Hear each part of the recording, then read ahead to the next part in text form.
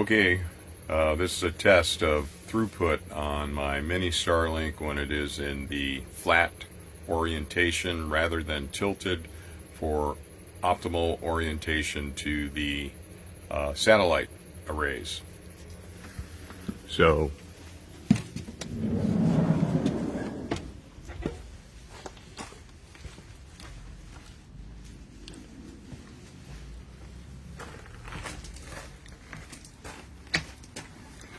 what I'm trying to decide right now is I can get a mounting system where it is in a flat orientation as opposed to being tilted up towards the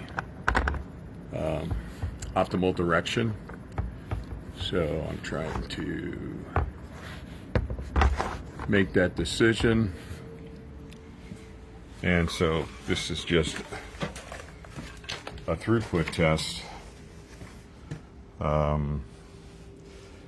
to see which direction I should go,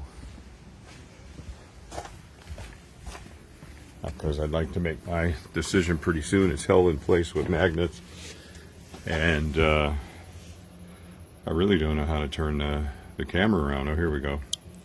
There we go. Anyway, so yeah, there's a system by a company called Veritas Vans, and they make a enclosure that has 4 magnets, pretty strong magnets, that you can place it flat on the roof. So what I'm doing is just running a bunch of bandwidth tests and see what live streaming looks like, and those type of things.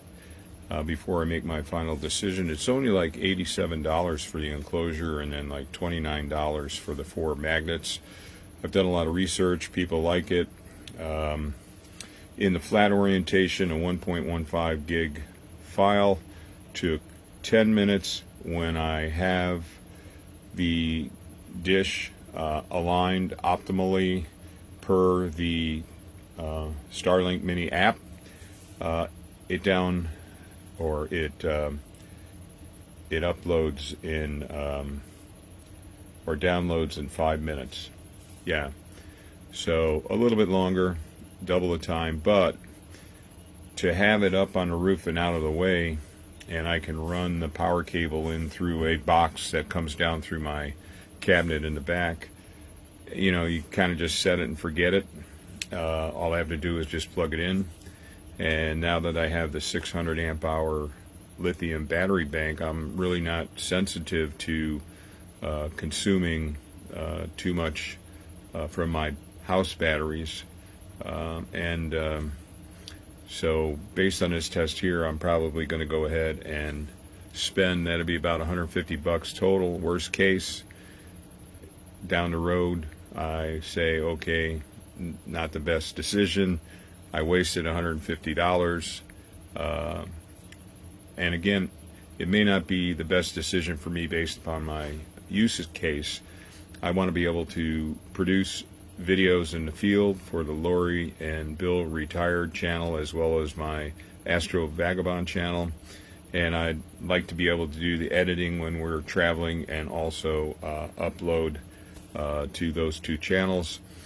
And I just got back from Red Rock Canyon State Park outside Cantil, California at the Ricardo Campground, and I ran all 3 of my laptops, well actually 2 laptops and a mini computer, B-Link mini computer, ran them all night long, and I just don't have to worry. I have an extra DC compressor refrigerator in here as part of the test. I used the coffee maker, I used the toaster, and when you have 600 amp hours of battery and you got a lot of room, so you don't have to have battery anxiety in a sense. So that was a good decision. So this is kind of the final piece of the puzzle. I would put the Starlink mounted on the roof in a way that would let me put another 100 watt solar panel